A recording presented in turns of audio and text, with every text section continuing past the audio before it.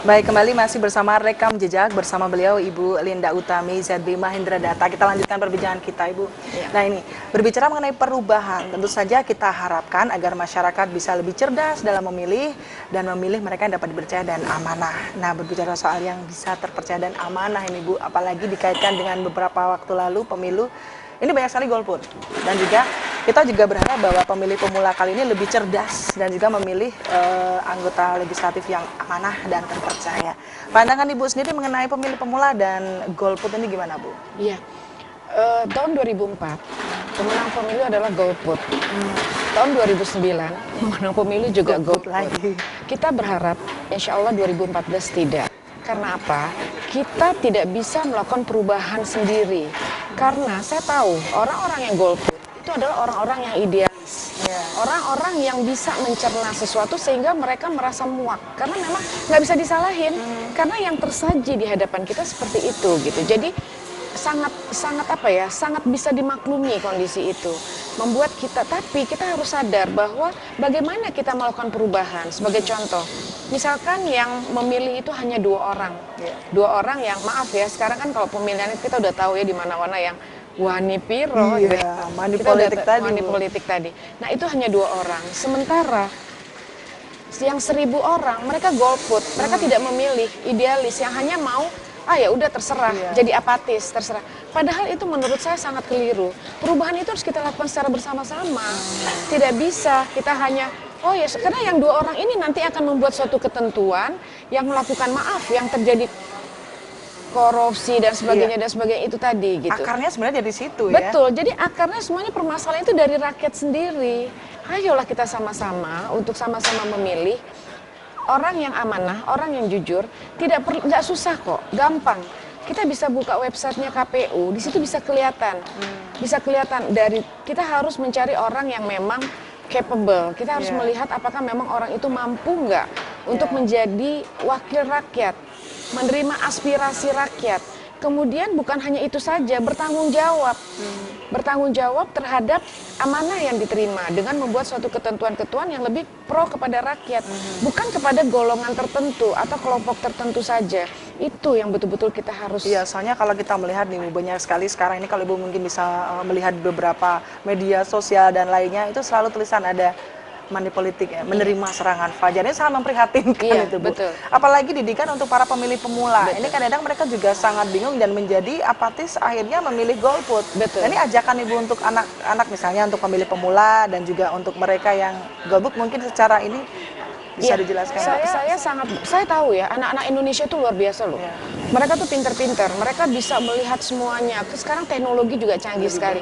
Tapi mereka menjadi apatis karena melihat tidak ada toladannya itu tadi, tidak ada contoh-contoh.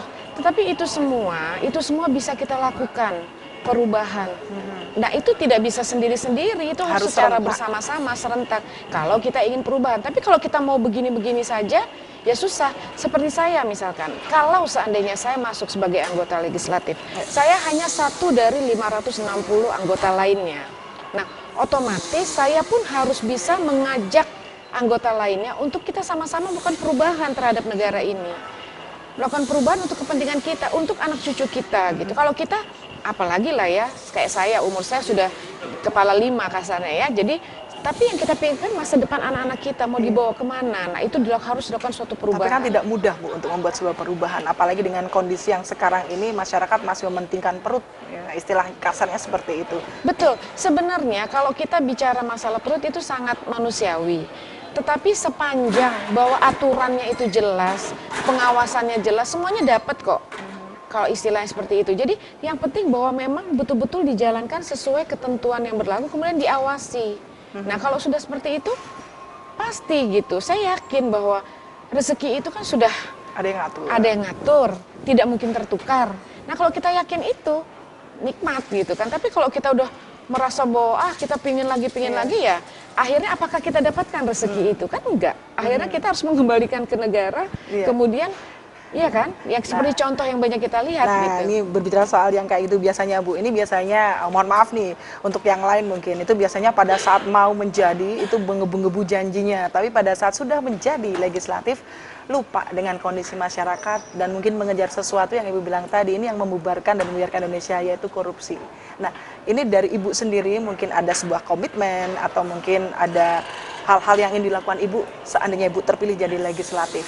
Komitmen Ibu apa? Ya, pertama saya tidak berani untuk berjanji kepada manusia. Saya lebih takut kalau saya sudah menerima suatu amanah, saya lebih takut pertanggungjawaban saya kepada Allah.